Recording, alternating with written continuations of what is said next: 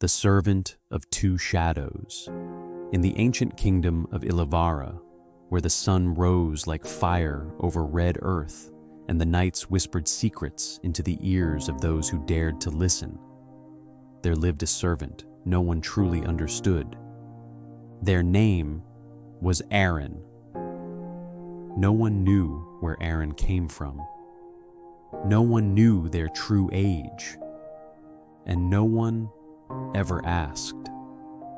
Because in Ilevara, curiosity could be dangerous, and truth even more so. Aderin moved through the palace like a shadow that had learned to breathe, always present, never noticed, always listening, never speaking more than necessary. But what made Aderin different was not just their silence. It was what they were. A being born with both the essence of man and woman. A truth hidden beneath layers of cloth, silence, and fear. In another world, perhaps they would have been seen as sacred. But in Ilevara, they were something to be erased. So Aderin learned early how to survive by becoming invisible.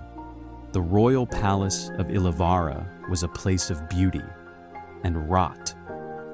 From the outside, it shimmered with power. Gold pillars, ivory carvings, guards dressed in pride. But inside, it was a place where secrets were currency, and betrayal was a language everyone spoke fluently.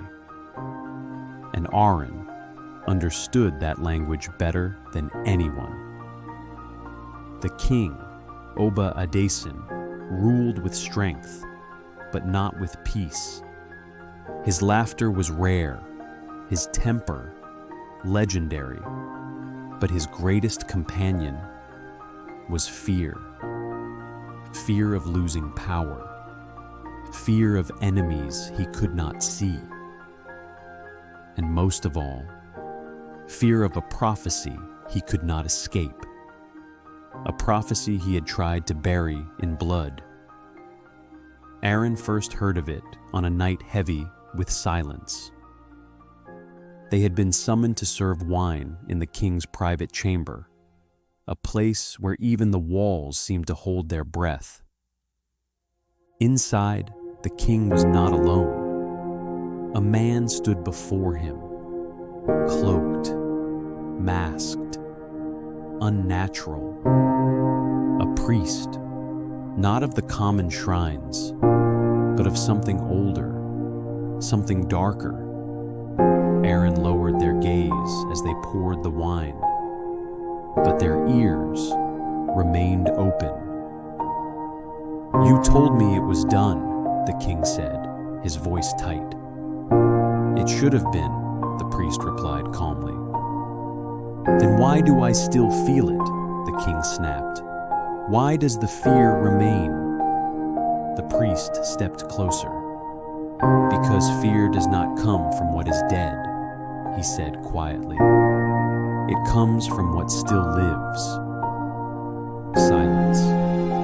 Then, "The child born under the twin sign," the priest continued, "still walks this earth." Aderin's hands trembled slightly. Twin sign. The words echoed deep inside them. "The prophecy cannot be broken," the priest said. "Only delayed." The king's voice dropped to a whisper. "And I will destroy it myself." That night, something changed inside Aderin. For the first time, their existence had a name, a meaning, and a danger greater than anything they had imagined. But the palace did not rest. Secrets did not wait. And soon, another truth found its way into Aderin's hands. It began with the queen, Queen Morounkeji was known across the kingdom for her grace. Her smile could calm storms. Her voice carried wisdom.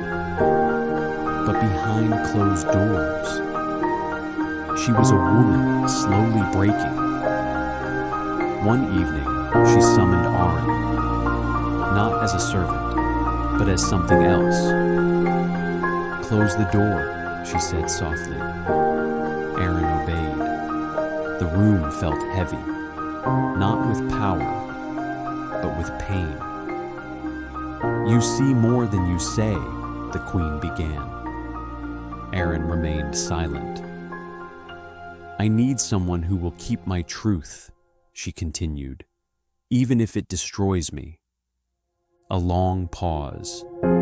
Then, "The prince is not the king's son." The words fell like thunder.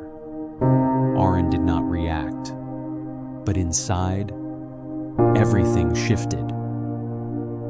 "The man who fathered him," she whispered, "was executed by the king." "Why?" Aderin finally asked. The queen's eyes filled with tears. "Because he feared him." Another secret, another crack in the illusion of power. And then came the prince. Prince Aderin was not like his father, where the king ruled with fear. The prince ruled with thought. Where the king silenced voices, the prince listened. But beneath that calm exterior, there was fire, dangerous, controlled, but always present. And for reasons even he did not fully understand, he trusted Aderin. "You are different," he once said, watching Aderin carefully. Aderin said nothing. "You don't look at me the way others do," he continued. "How do they look at you?" Aderin asked quietly. The prince smiled faintly. "As a future king." "And you?" Aderin asked. The prince's smile faded. "As a man carrying a throne built on bones." Days passed, and the bond between them deepened, until one night, the prince spoke words that would change everything. "I will expose him," he said. Aderin froze.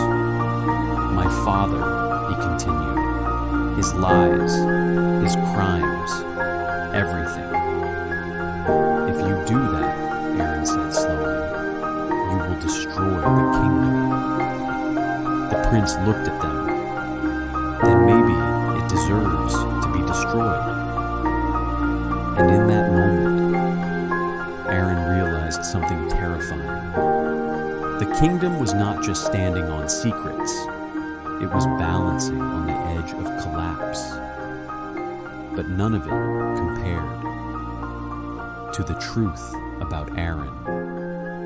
Long before the current king rose to power, there was a belief whispered across the land of a child born with both male and female essence, a child who would either unite the kingdom or tear it apart.